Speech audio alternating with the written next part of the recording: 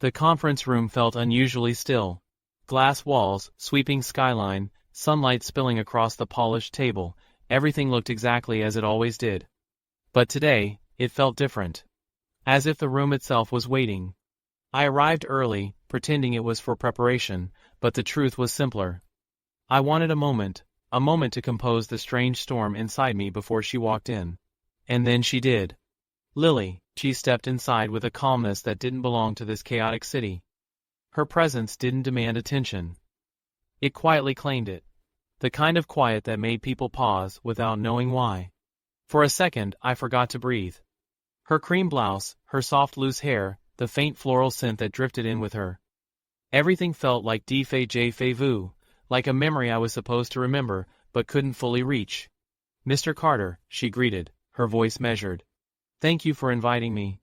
Ethan is fine." My voice sounded deeper than usual. "Thank you for coming." Her smile didn't quite reach her eyes, as if she was polite, but cautious. Guarded. I noticed everything. We sat. Papers between us. A table between us. But something else sat in the room too, an unspoken awareness neither of us was willing to name. The meeting started off normal. Business. Designs. Contracts.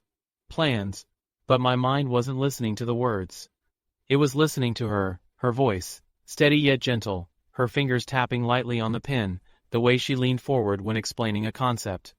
Halfway through, I asked, "May I see more of your personal work?" She hesitated. A fraction of a second. But I saw it. Felt it.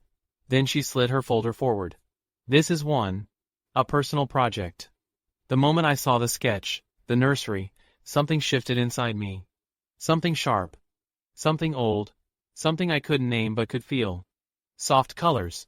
Calm tones. A warmth that reminded me of number. I couldn't finish the thought. "It's beautiful," I said quietly. She looked up, startled for a moment by the softness in my tone. Her eyes searched mine, as if trying to figure out how much I understood or suspected. "It's something close to my heart," she replied.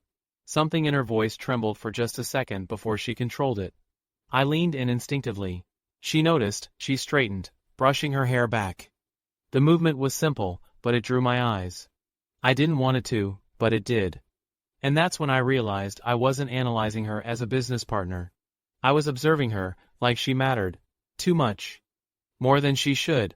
Her gaze met mine, and this time, she didn't look away. There it was again, that unspoken recognition.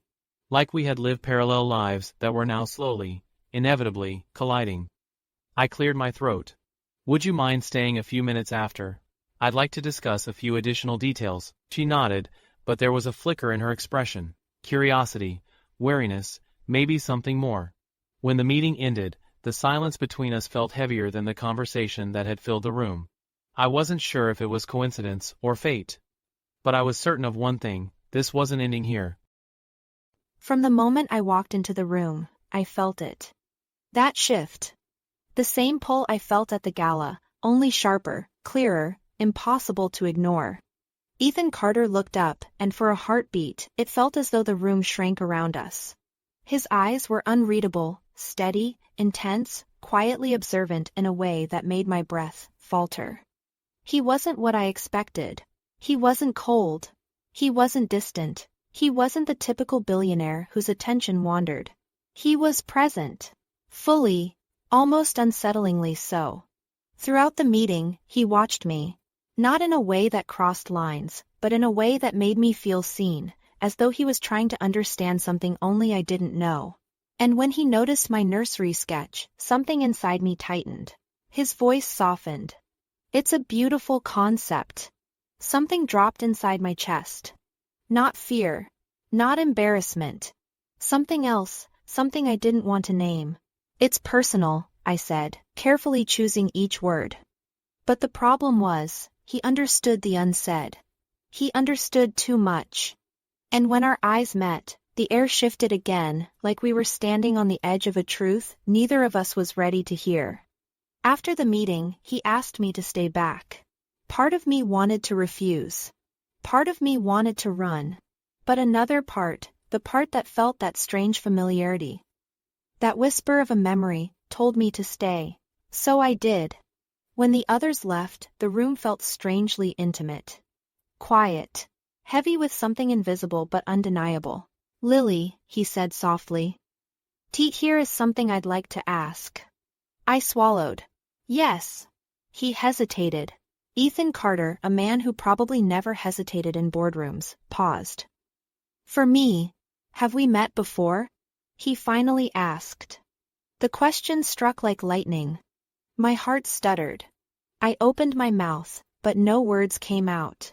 Memories fluttered somewhere deep inside me, just out of reach. A name. A face. A moment I'd buried long ago. I forced a smile. I don't think so. But he knew I was lying. He didn't call me out. He didn't press. He simply looked at me, a long searching look that felt like he was peeling back the years between us. I left the building with my heart racing. His name echoed in my mind. Ethan Carter. A name I had once promised myself I would never remember. But fate doesn't care about promises. And I knew with a cold certainty.